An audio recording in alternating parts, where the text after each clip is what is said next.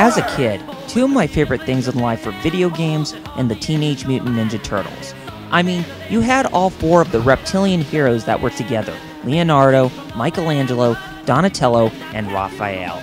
Just the fact that those four mutants team up to smash up Foot Ninja, Dimension X, Krang, Bebop, Rocksteady, and the Shredder was what the Ninja Turtles were all about. I loved it. Being a fan of the Ninja Turtles in the late 80s and early 90s held a very special place in my heart, because I had everything that they had in terms of merchandise. I mean, I had comic books, movies, VHS tapes based on the animated series of the time, action figures, and of course, video games. During my time, the Ninja Turtles line of video games was licensed out to Konami, with so many being just incredible. For example, there was the TMNT arcade game from 1989, Ninja Turtles 3: The Manhattan Project on the NES, and my personal favorite, Turtles in Time on Super Nintendo. That's right, the Ninja Turtles games define some of the best beat-em-ups that we ever had. It is still etched into our memories, as most of us still play those games to this day, including myself. Now, since it is the year 2009, Ubisoft pretty much has had a stranglehold on the TMNT license of video games, and most of them are either okay or just terrible. When we heard that a Turtles in Time remake was going to be made as a high-definition game on the PlayStation Network and Xbox Live Arcade, that was enough for us to give a big cowabunga, and I could not wait for it. However, when the game came out, my expectations were plummeted like metal being rusted over time. Find out why in Episode 6 of RRPG Reviews. This is Turtles in Time Re-Shelled on the PlayStation Network and Xbox Live Arcade. Shell shock.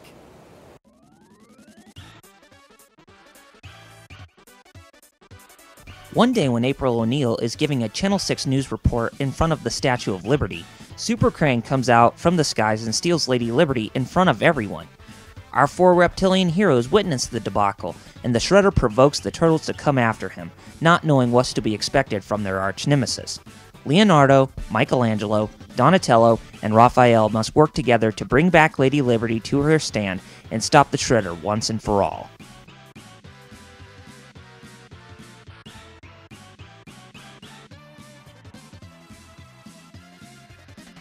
As I have mentioned, the game is a remake of Turtles in Time, but it is a 3D enhanced remake of the arcade game of the same name. First of all, that is a big disappointment, but I'll save my reasons for that in the bad aspects section of this review. Anyway, you go through 9 stages that lead you one step closer in facing Shredder before he takes over New York City in his own rule. Re-Shelled is a beat-em-up where you traverse through the stages in side-scrolling fashion on a 2D plane with forced perspective movements of the characters. When you go through the stages, you will come across hordes of Foot Ninja, and there are some others like Stone Warriors, Pizza Monsters, and robots. At the end of each stage, you will end up fighting a boss, except for the 3rd level. Most of the enemies are from the original animated show, but they look almost nothing like their original cartoon or movie counterparts. That is the basic premise of the whole game.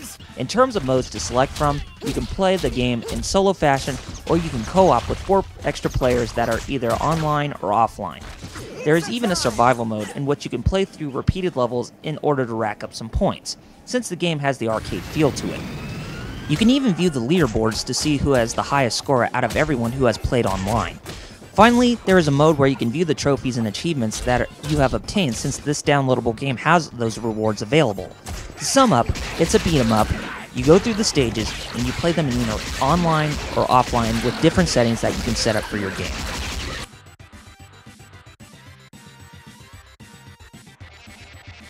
I am playing the game on the PlayStation Network, so the controls are as follows, as it is primarily towards the core gameplay. To move your character, you can move around with either the D-pad or left analog stick. Jumping around is executed with the X button, but if you immediately hit the X button once more, then you do a double jump. Attacking your opponent with weak attacks are done with the square button, and a strong attack is done with the triangle button. The start button pauses the game, and you can choose to either continue or quit the game at your own risk. The controls are simple for this game, but they do not have much variety, nor are they even close to what the controls were like in the Super Nintendo game.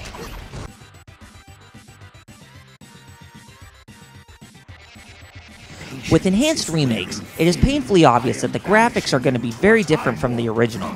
Re-Shelled is displayed with 3D visuals that look similar to that of the 2007 CGI movie.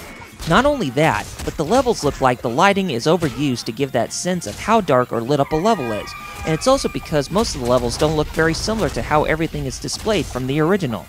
In fact, there's no option to switch between playing 3D to 2D like R-type dimensions on the Xbox Live Arcade. Finally, there are some comic book effects for when you attack the enemies and when they explode, but that doesn't say much to save it from getting panned. For a downloadable title on either the PlayStation Network or Xbox Live Arcade, you can only guess that the game was developed on a moderate to low budget.